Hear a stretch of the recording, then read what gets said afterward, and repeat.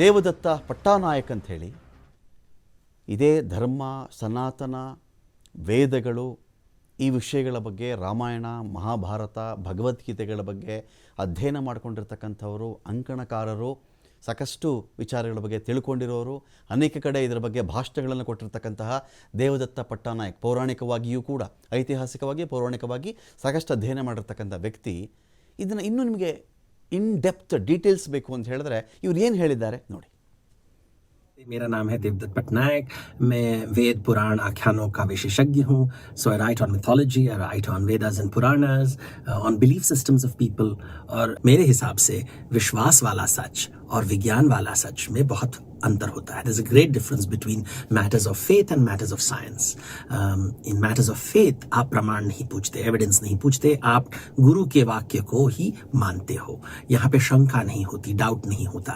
लेकिन विज्ञान में शंका होती है, गुरु के वाक्य को आप एक्सेप्ट नहीं करते हो और आप प्रमाण के ऊपर बहुत वैल्यू देते हो। आज I want to talk to you about ये सनातन धर्म के बारे में बहुत लोग बात कर रहे हैं, इसका अर्थ क्या है, and this video is about that so that we understand what is Sanatan Dharma. So इस सनातन धर्म द सेम एज हिंदुइज्म। अभी सनातन का मतलब है विच इज इटर्नल, टाइमलेस, जो हमेशा, जिसका अंत नहीं होता, जो अनादिकाल और अनंत काल से रहता है। इट इज इमॉर्टल, अमर है, खत्म नहीं होता, खंडित नहीं होता, इसे सनातन कहते हैं। धर्म आजकल की भाषा में हम यूज करते हैं रिलीजन के लिए, हमारे विश्वास वाले सच के लिए। अभी हिंदुइज्म शब्द हम इस्तेमाल करते हैं वेरी लूजली, लेकिन पहले ज़माने में हिंदुइज्म का मतलब होता था जो अल हिंद का संस्कृति था। अभी Al Hind is a word which was used by Persians, जो फारसी लोग थे, जो अरबी लोग थे, जब भारत आते थे वो कहते थे कि ये अल हिंद है। हिंद शब्द सिंध से आता है, सिंध शब्द सिंधु से आता है। Sindhu is the Sanskrit word for river, it specifically means the Indus river. तो जब अरबी लोग आते थे इंडिया में, वो बोलते थे कि अच्छा ये जो नदी है, सिंधु नदी है, उस पार जो लोग रहते हैं उनकी संस्कृति बहुत अलग है, इसे हम हिंदू सभ्यता कहेंगे, हिंदू संस्कृति कहेंगे। धीरे धीरे करके लगभग 1000 साल पहले जब मुसलमान आने लगे भारत में, तो भारत के जो राजा थे उन्होंने कहा कि देखिए हमारा जो संस्कृति है वो बहुत अलग है, ये जो बाहरी लोग आ रहे हैं इनकी संस्कृति बहुत अलग है। तो उन्होंने कहा कि हिंदू धर्म तुरुकु धर्म से अलग है। तो यानी कि उन्होंने कहा कि देखो हम पूजा पाठ करते हैं, मंदिर बनाते हैं, देवताओं को नैवेद्य चढ़ाते हैं, लेकिन ये तुरुक धर्म के लोग जो हैं वो मंदिर और देवताओं को नहीं मानते, उनका देवता निर्गुणी है, मूर्ति नहीं, मूर्ति पूजा नहीं करते, वो मस्जिद बनाते हैं, तो ये हमसे अलग है। तो तुरुक धर्म और हिंदू धर्म शब्द इस्तेमाल होने लगा 1000 साल पहले, एक टिपिकली हम बोलेंगे 1300 साल पहले, और धीरे धीरे करके हिंदू धर्म एक शब्द बन गया। क्या ये संस्कृति है, क्या ये सभ्यता है, क्या ये धर्म है, इसके ऊपर हम वाद विवाद हमेशा कर सकते हैं, बट हमें पता है कि भारतीय सभ्यता और संस्कृति मिडिल ईस्टर्न सोसाइटी से बहुत अलग है। अभी इसे क्या हम रिलीजन कहेंगे? भारत में जो सभ्यता थी, संस्कृति थी, यहाँ पे कन्वर्जन को इतना वैल्यू नहीं दिया जाता था। आप जन्म से जो भी आपकी जाति है उसी में रहते हो। आप हर कौम का अलग देवता है, अलग भाषा है, अलग रीति रिवाज है, and we have always appreciated it. ये एक देववाद में एक काइंड ऑफ यूनिफॉर्मिटी होता है, स्टैंडर्डाइजेशन होता है। भारतीयों को ये पसंद नहीं है। तो अगर मुझे पूछा जाए कि सनातन धर्म क्या है, ये भारत का एक स्पेसिफिक संस्कृति है जहाँ पे हम बहुदेववाद मानते हैं एंड बेसिकली डाइवर्सिटी मानते हैं।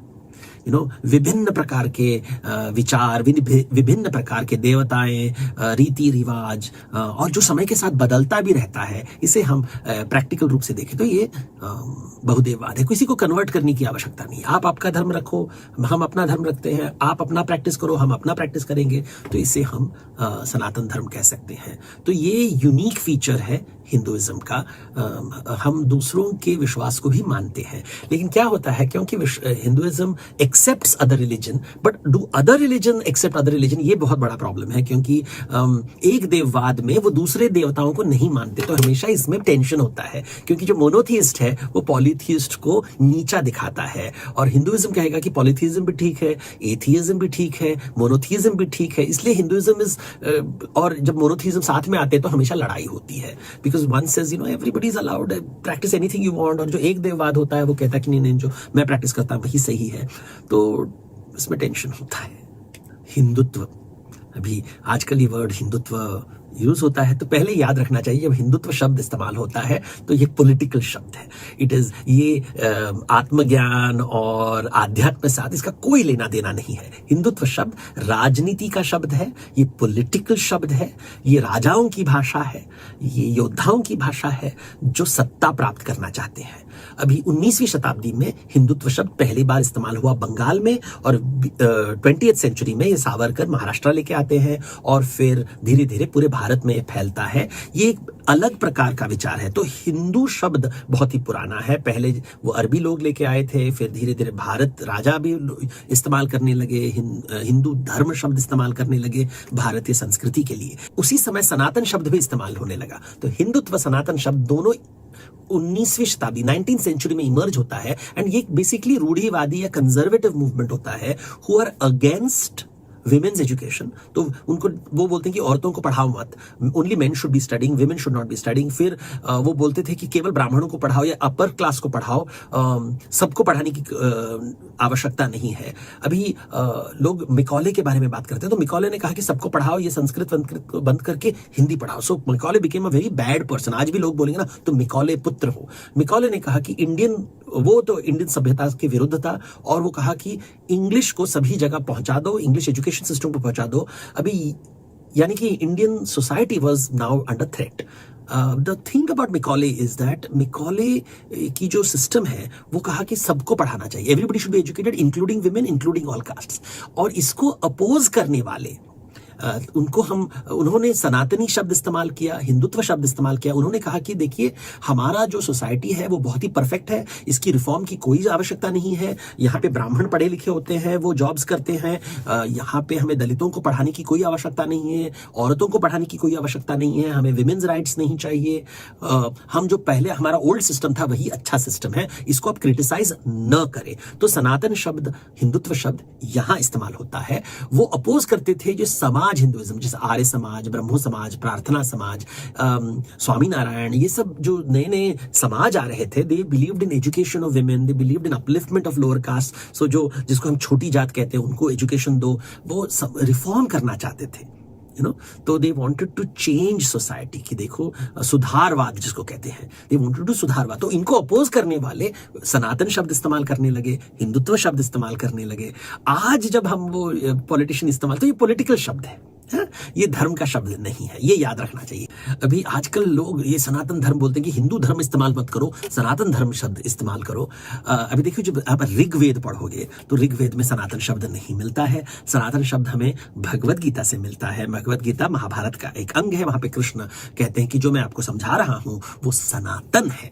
सनातन है क्योंकि वो आत्मा के बारे में ज्ञान दे रहे हैं। आत्मा का अंत नहीं होता, यानी कि आत्मा सनातन है।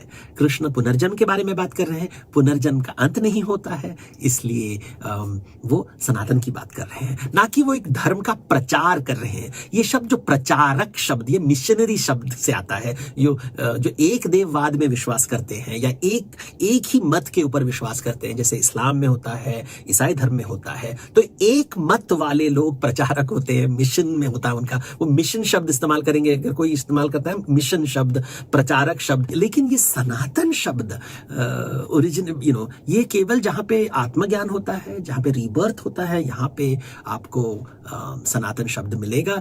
बुद्धिज्म भी अपने आप को सनातन शब्द मानता है क्योंकि वो रीबर्थ में विश्वास करते हैं, पुनर्जन्म में विश्वास करते हैं। बुद्धिज्म में आत्मा के ऊपर विश्वास नहीं है।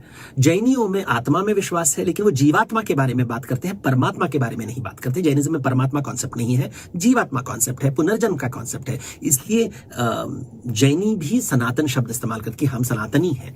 लेकिन सनातन तो ब्रॉडली कहेंगे तो ये ऐसे विचार है, ऐसे थॉट्स हैं जो साउथ एशिया या इंडिया में इनका ओरिजिन हुआ है। यहाँ पे आत्मज्ञान का विश्वास है, पुनर्जन्म का विश्वास है। इसे हम दिगंबर परंपरा भी कह सकते हैं। दिगंबर परंपरा यानी कि वो परंपरा जहाँ पे आप अहंकार की बात करते हो, अहंकार का त्याग करने की बात करते हो, अहिंसा के बारे में बात करते हो। तो दिगंबर परंपरा कहता है कि मुझे आत्मज्ञान चाहिए। इसके विपरीत होता है पैगंबर परंपरा। पैगंबर परंपरा हमें मिडिल ईस्ट से आता है, अरबी देशों से आता है, फारसी देशों से आता है। और यहाँ पे पैगंबर परंपरा के मतलब है कि एक देव भगवान है, उन्होंने कहा है, मनुष्य को जन्म दिया है, मनुष्य के लिए उन्होंने नीति और रीति बनाए हैं जो पैगंबरों के माध्यम से आता है धरती पर। अलग अलग पैगंबर थे, तो इब्राहिम एक पैगंबर थे, मोसेस एक पैगंबर था। इस्लाम के अनुसार जीसस यानी कि ईसा मसीह भी एक पैगंबर है। मसीहा शब्द का मतलब है पैगंबर। और फिर लास्ट जो पैगंबर है वो मोहम्मद है। ये इस्लाम का विचार है। ईसाई धर्म में कहते हैं कि देखो, जो जीसस है, जो ईसा है, वो केवल एक पैगंबर नहीं था, वो भगवान स्वयं धरती पे थे, वो सन ऑफ गॉड, वो भगवान के बेटे भी है, वो भगवान भी है, वो पैगंबर भी है, वो सब कुछ है। वो मोहम्मद को नहीं मानते, इसलिए ईसाई और इस्लाम धर्म में हमेशा युद्ध होता है। क्रूसेड्स होते थे 1000 साल पहले। तो अगर आप यूरोप देखें तो यूरोप में भी आजकल ये इस्लाम आ रहा है और कह रहा है कि Mohammed is the final prophet. ये पैगंबरवाद है।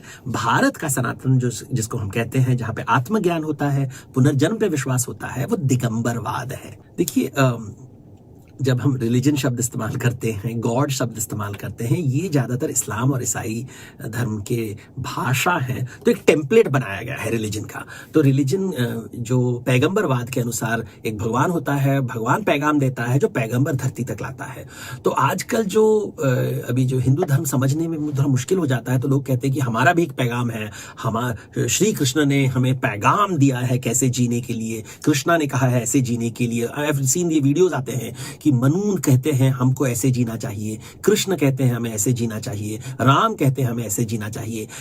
ये जो पैगाम वाली भाषा है वो सनातन धर्म में नहीं होता है, क्योंकि यहाँ पे अलग अलग जाति थे, अलग अलग समुदाय थे, अलग अलग संप्रदाय थे, और हर पंथ, हर संप्रदाय, हर ग्रुप जो जनजाति हैं, सबका अलग अलग कस्टम होता था जो वो फैमिली से लेके आते थे, जो समय के साथ बदलता था। कोई पैगाम की बात नहीं करता था। ये जो रूल्स हैं, हमको रूल्स फॉलो करना है क्योंकि कृष्ण ने कहा है, राम ने कहा है, मनु ने कहा है, ये पैगंबरवाद है, ये दिगंबरवाद नहीं है। ये मनु को ज्यादा इंपॉर्टेंस देना, मनु स्मृति को बोलना कि देखो हमारा भी पैगाम है, वो मनुस्मृति हमारा पैगाम है, ये is not an Indian way of thinking और हिंदू वे ऑफ थिंकिंग।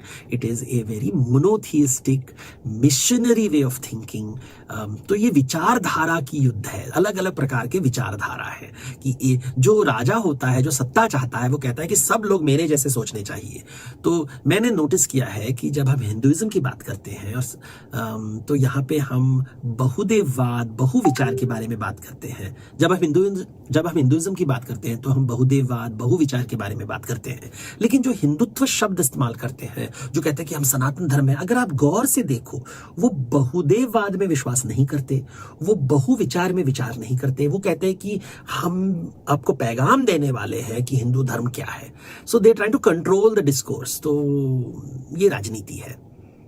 तो आत्मवादी जो होता है वो अहंकारवादी का विपरीत होता है। तो टेक्निकली अगर कोई कहे कि मैं सनातन धर्म को मानता हूं, तो ये चेक कीजिए कि क्या वो लोगों को आदर करता है या वो अहंकारी है। अगर वो अहंकारी है, अपने बात को ही सच मानता है और दूसरों की बातों को नहीं सुनता है, रिस्पेक्ट नहीं करता है, तो वो पोगा पंडित है। वो केवल सनातन शब्द इस्तेमाल करता है, वो पोगा पंडित है। वो सच नहीं बोल रहा है, वो केवल भाषा को इस्तेमाल कर रहा है हथियार के रूप में। वो भाषा को एक शस्त्र बना लिया है, लेकिन उसके दिल में सनातन नहीं है, केवल उसके जीभ पे समाधल। जैसे कहते हैं ना, पहले जमाने में लोग कहते थे कि मुंह में राम राम, बगल में छुरी। इसका मतलब है जो एक हिपोक्रिट होता है, मुंह में वो भगवान का नाम लेता है, लेकिन अंदर उसके हृदय में रावण बसा हुआ है। इसे हम कहते हैं मुंह में राम राम, बगल में छुरी। लेकिन आजकल जो राजनीति जो ये पोगा पंडित होते हैं, वो कहेंगे कि मुंह में राम राम और बगल में छुरी होना चाहिए, क्योंकि इसका मतलब है आप हिंदू धर्म की रक्षा कर रहे हो।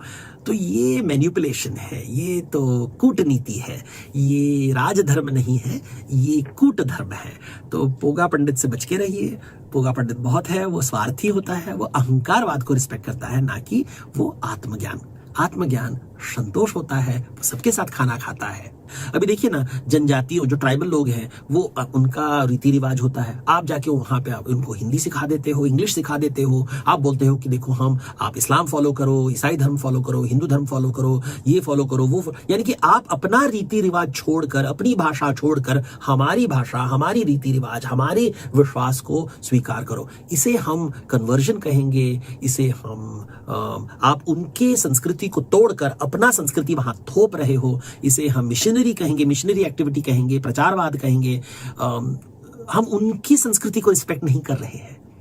हम बोल रहे हैं हम आपको डेवलप करेंगे, हम आपको प्रोग्रेस देंगे, बट ये क्या ये सही है? इसके ऊपर विचार करना चाहिए कि जो जनजाति है, उनके जो विश्वास है, उनका जीवन शैली है, हम उसे बदलना क्यों चाहते हैं? क्या हम उनकी जंगल प्राप्त करने के लिए कर रहे हैं? उनकी जमीन प्राप्त, जंगलों से उन्हें निकाल कर जंगल के ऊपर कब्जा करने के लिए हम बोल रहे हैं कि देखो ये हम सुधारवाद लेके आ रहे हैं, आपको एजुकेशन देंगे, इंग्लिश पढ़ाएंगे, हिंदी पढ़ाएंगे, गवर्नमेंट में जॉब दे देंगे, लेकिन उसके बाद क्या होगा? अगर मैंने ऐसे विचार व्यक्त किए, क्या मैं नक्सलवादी हूं? क्या मैं मार्क्सवादी हूं? तो ये राजनीति का खेल से हमें थोड़ा बचना चाहिए। सनातन धर्म का मतलब है, देखो तुम्हारा जो भी विश्वास है वो सही है, वो तुम्हारा विश्वास है, मेरा विश्वास अलग है, साथ में हम कैसे जिएंगे? चलो संवाद करते हैं, let's figure out how to live together. ये है, अगर ये भाव है तो भाव को देखिए। अगर भाव ठीक है, जहां पे आपको लगता है कि आत्मज्ञान है और आप दूसरों के विचारों को स्वीकार करते हो, तो फिर हम कहेंगे कि हाँ, ये सनातन सच की खोज में है। सनातन धर्म में वीर का मतलब है योद्धा, लेकिन महावीर का अर्थ है वह योद्धा जो अपने मन के ऊपर काबू रखता है।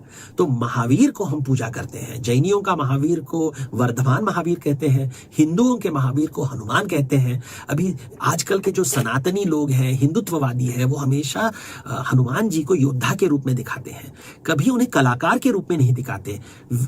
आपको पता है हनुमान जी एक पोएट थे, कवि थे, वो संगीतकार थे, वो म्यूजिक लिखते थे, ड्रामा करते थे, वो संस्कृत के स्कॉलर थे, लेकिन कोई ये नहीं कहता है। वो हमेशा कहेंगे कि रावण संस्कृत के स्कॉलर है, लेकिन हनुमान जी भी संस्कृत के स्कॉलर थे, वो पढ़े लिखे थे, बहुत पढ़े लिखे थे, लेकिन हमेशा हनुमान जी को योद्धा के रूप में, वनवासी के रूप में क्यों दिखाया जाता है? इसका मतलब है अल्प ज्ञान है। जो राजनीति करता है वो पोगा पंडित होता है, अल्पज्ञानी है, वो आपके अल्प ज्ञान का फायदा उठाता है। ಸನಾತನ ಧರ್ಮ, ಆಚರಣೆ, ಸಂಸ್ಕೃತಿ, ಪರಂಪರೆ, ವ್ಯಾಖ್ಯಾನ, ಬೇರೆ ಬೇರೆ ಧರ್ಮಗಳು ಎಲ್ಲ ವಿಚಾರಕ್ಕೆ ಸಂಬಂಧಪಟ್ಟಂತೆ ಇಲ್ಲಿ ದೇವದತ್ ಪಟ್ಟಾನಾಯಕ ಸಾಕಷ್ಟು ವಿಷಯಗಳ ಬಗ್ಗೆ ಅವರು ಕೂಡ ಇಲ್ಲಿ ಮಾತಾಡಿದ್ದಾರೆ. ಉಳಿದಂತೆ ಯಾವ ರೀತಿಯಲ್ಲಿ ಈ ಧರ್ಮವನ್ನು ಬಳಸ್ಕೊಂಡು ಅದನ್ನು ಶೀಲ್ಡಾಗಿ ಮಾಡಿಕೊಂಡು ಹೇಗೆ ತಾವು ಪ್ರಭುತ್ವದಲ್ಲಿರುವ ಸಲುವಾಗಿ ಅವರು ಮಾತನ್ನು ನಂಬುವಂತಹ ಒಂದು ವರ್ಗ ಎದುರುಗಡೆ ಕೂತಿದ್ದರೆ ಸಾಕು, ಅವ್ರನ್ನ ಹೇಗೆ ಅವರು ಮ್ಯಾನಿಪುಲೇಟ್ ಮಾಡ್ತಾರೆ. ಅವ್ರು ಹೇಳ್ತಾ ಇದ್ರು, ಮ್ಯಾನಿಪುಲೇಟ್ ಮಾಡೋ ಕೆಲಸಗಳಾಗ್ತಾ ಇದೆ. ಇದನ್ನು ಸನಾತನ ಹಿಂದುತ್ವ, ಹಿಂದೂ ಧರ್ಮ ಯಾವತ್ತೂ ಮಾಡಿಲ್ಲ, ಮಾಡಬಾರದು. ಒಂದು ವೇಳೆ ಮಾಡ್ತಾ ಇದ್ದರೆ ಅಲ್ಲಿ ಏನೋ ಸ್ವಲ್ಪ ಮೋಸ ಇದೆ ಅಂತ ಅರ್ಥ ಮಾಡ್ಕೊಂಬಿಡಿ ಅಂತ ಹೇಳಿ.